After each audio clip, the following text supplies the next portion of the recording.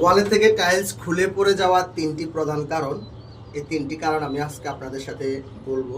এই তিনটি কারণেই মূলত ওয়াল থেকে টাইলস খুলে পড়ে যায়।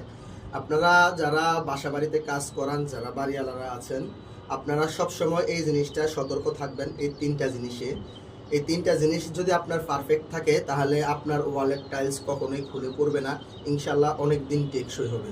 এই তিনটি কারণ আমি আজকে আপনাদের সামনে বলবো।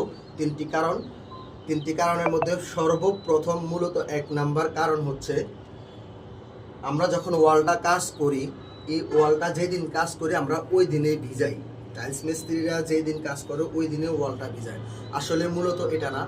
আপনি মিনিমাম টাইলসের কাজ করানোর 3 দিন পূর্বে, 3 দিন যাবত আপনি প্রতিদিন একটু একটু করে প্রত্যেকটা ওয়াল ভিজাবেন।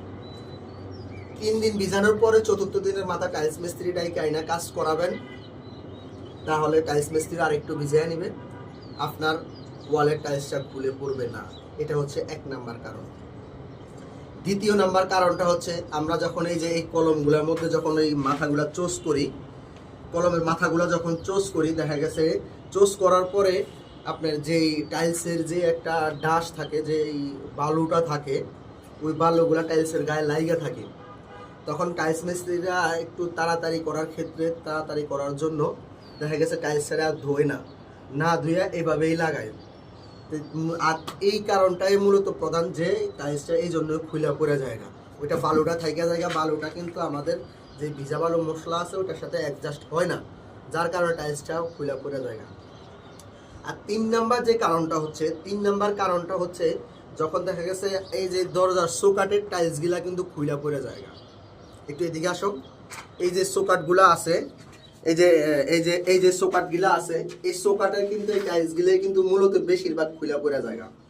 অন্যগুলা পড়ুক বা না পড়ুক, এই সোকাটের এই সাইডের টাইলসগুলো কিন্তু খুলে পড়ে। এটার কারণটা কি?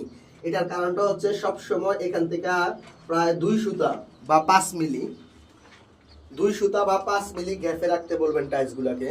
2 সুতা বা 5 মিলি গ্যাপে রাখা যদি টাইলসগুলো করে, তাহলে এই টাইলসগুলো টেকসই হবে, আর পড়বে না। আর কিছু কিছু টাইলস মিস্ত্রি আছে, এই টাইলসগুলা সুন্দর মতন এখানে এই চৌকাটোর উপরে উঠিয়ে দেয়, এই চৌকাটের কাঁচায় উঠিয়ে দেয়। এই কাঁচায় উঠিয়ে দেওয়ার কারণে দেখা গেছে আপনার এই যে দরজাটা লাগানো হয়, করা হয় বারবার, জোরে লাগায় আস্তে লাগায়, যখনই লাগানো হয় আস্তে আস্তে টাইলসগুলো এখানে একটা ভাইব্রেশন হয়। ওই ভাইব্রেশনের কারণে দেখা গেছে এই টাইলসগুলো ধীরে ধীরে কিছুদিন পরে টাইলসগুলো খুলে পড়ে যায়। এই 3টা কারণ আপনাদের কাছে আমি বললাম। এই 3টা কারণে, 3টা দিক দিয়ে আপনি যদি সতর্ক থাকেন, তাহলে আপনাদের টাইলসগুলো টেকসই হবে।